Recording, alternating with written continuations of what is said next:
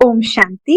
எவ்வாறு சூரியன் உலகிற்கு வெளிச்சம் கொடுத்து அநேக அழியக்கூடிய பிராப்திகளின் அனுபவம் செய்விக்கிறது, அவ்வாறு தபஸ்வி ஆத்மாக்களாகிய நீங்களும் தங்களது தபஸ்வி சொரூபத்தின் மூலம் அனைவருக்கும் பிராப்தியின் கிரணங்களை அனுபவம் செய்வீங்கள்.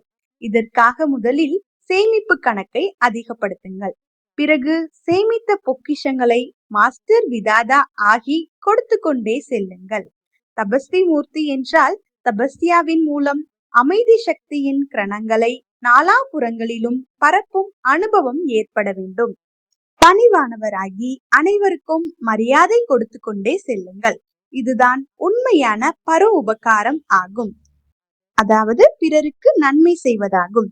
இன்றைய உலகத்தில் இப்பொழுது நன்றாக இருக்கிறது என்று கூறுகின்றனர். ஆனால் நல்லவர்களாக ஆக வேண்டும் என்ற தூண்டுதல் கிடைக்கவில்லை.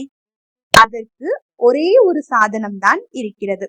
குழுவாக இருந்து எரிமலை சொரூபமாக ஆகுங்கள்.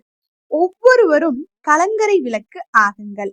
சேவாதாரியாக இருக்கிறீர்கள், அன்பானவர்களாக இருக்கிறீர்கள், ஒரே பலம் ஒரே நம்பிக்கையுடையவர்களாக இருக்கிறீர்கள். இவை அனைத்தும் சரியாக தான் இருக்கிறது. ஆனால் மாஸ்டர் சர்வசக்திவான் நிலை மேடைக்கு வந்துவிட்டால் அனைவரும் உங்கள் முன் விட்டில் பூச்சி போன்று சுற்றி வருவார்கள்.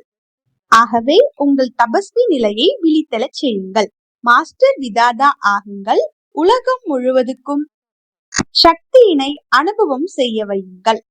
மாஸ்டர் விதாதா ஆகுங்கள்.